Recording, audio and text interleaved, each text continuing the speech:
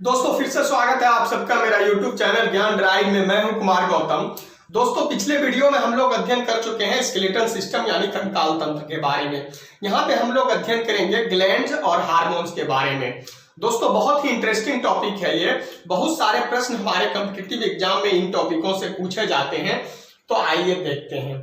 दोस्तों ग्लैंड यानी ग्रंथियां की बात की जाए तो यह कशेरुकी प्राणियों में 3 प्रकार के होते हैं। कशेरुकी प्राणी वे हो गए जिसमें रीढ़ की हड्डी अर्थात जिसमें बैकबोन होते हैं। इसके बारे में हम लोग विस्तृत रूप से कंकाल तंत्र यानी स्केलेटल सिस्टम में अध्ययन कर चुके हैं। तो दोस्तों कशेरुकी प्राणियों में 3 प्रकार की ग्रंथियां पाए जाते हैं। बाह्यस्रावी ग्रंथियां, अंतःस्रावी ग्रंथियां और मिश्रित ग्रंथियां।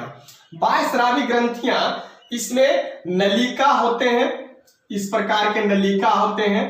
और बाह्यस्रावी ग्रंथियां से एंजाइम की स्राव होता है, एंजाइम का। यही 2 बात इसमें अक्सर परीक्षाओं में पूछे जाते हैं। नलिका होते हैं और इस ग्रंथि बाह्यस्रावी ग्रंथियां से एंजाइम का स्राव होता है। बाह्यस्रावी ग्रंथियां का कुछ उदाहरण है दुग्ध ग्रंथि, श्वेत ग्रंथि, अश्रु ग्रंथि, लार ग्रंथि और लीवर ग्रंथि।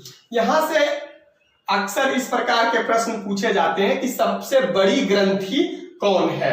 तो सबसे बड़ी ग्रंथि हो गया हमारा लीवर। अगर पूछा जाएगा कि सबसे बड़ी अंतःस्रावी ग्रंथियां कौन है तो वह होता है थायराइड। अंतःस्रावी ग्रंथियां सबसे बड़ी थायराइड ग्रंथि, और सबसे बड़ी ग्रंथि होगा तो वह हो जाएगा हमारा लीवर। यहां पे कंफ्यूज नहीं होना है।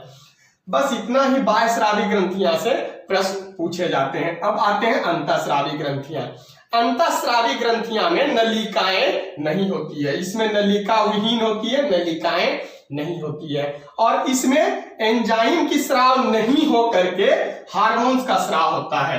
हार्मोन्स का अंतःस्रावी ग्रंथियां का हम ये डायग्राम बनाए गए हैं। जैसे मस्तिष्क में पीयूष ग्रंथि होते हैं, हमारे गला में, गला के आगे वाले भाग में थायराइड ग्रंथि और पीछे वाले भाग में पाराथायराइड ग्रंथि होते हैं। उसी प्रकार थोरेसिस में थाइमस ग्रंथि होते हैं, ब्रीक में एड्रिनल ग्रंथि होते हैं, और फिर एक होता है पुरुष में टेस्टिज होते हैं और महिला में ओवरी होते हैं। इस प्रकार के यह डायग्राम में यहां से प्रश्न पूछे जाते हैं कि पीयूष ग्रंथि किस अंग में होता है, तो मस्तिष्क याद रखना है।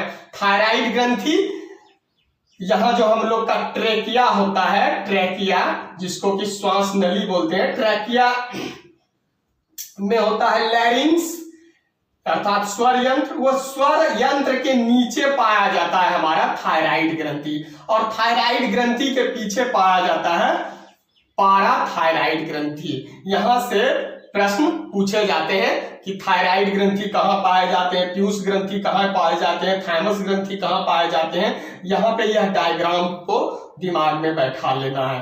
पीयूष ग्रंथि मस्तिष्क में, थायराइड ग्रंथि गला में, और थाइमस ग्रंथि थोरेसिस में है। थोरेसिस में हृदय के आगे होता है। एड्रिनल ग्रंथि जो होता है वह हमारे ब्रीक में होते हैं। यह दोनों जो हमारा ब्रीक है यहाँ पे, यह ब्रीक में होते हैं एड्रिनल ग्रंथि। यहाँ पे एड्रिनल ग्रंथि, और यहाँ पे एक अग्नाशय है, यह मिश्रित ग्रंथि है। आगे हम मिश्रित ग्रंथि के बारे में हम लोग अध्ययन करेंगे। फिर महिला में होते हैं अंडाशय अर्थात ओवरी, और पुरुष में होता है टेस्टिस अर्थात वृषण। यह सब अंतःस्रावी ग्रंथियां डायग्राम के सहारा से दिमाग में एडजस्ट कर लेना है। यहां से बहुत सारे प्रश्न पूछे जाते हैं। एक होता है मिश्रित ग्रंथियां, मिक्स्ड ग्लैंड्स। यह इसमें दोनों प्रकार के एंजाइम और हार्मोन्स दोनों स्रावित होता है।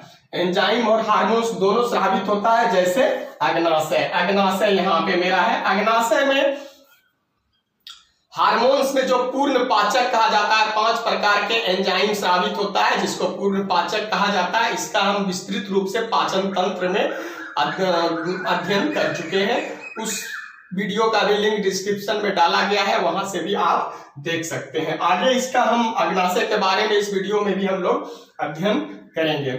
उसके बाद इसमें 3 प्रकार के हार्मोन स्रावित होते हैं। वह होते हैं ग्लूकेगॉन और इंसुलिन और सोमेस्टोस्टेनिन। फिर आता है हमारा महिला में पाया जाता है ओवरी, यहाँ पे हमारा ओवरी है, यह जनन ग्रंथियां होते हैं। जनन ग्रंथियां में महिला में अंडाशय अर्थात ओवरी होते हैं और पुरुष में टेस्टिस अर्थात वृषण होते हैं जनन ग्रंथियां में। तो यह उम्मीद करता हूं कि आप लोग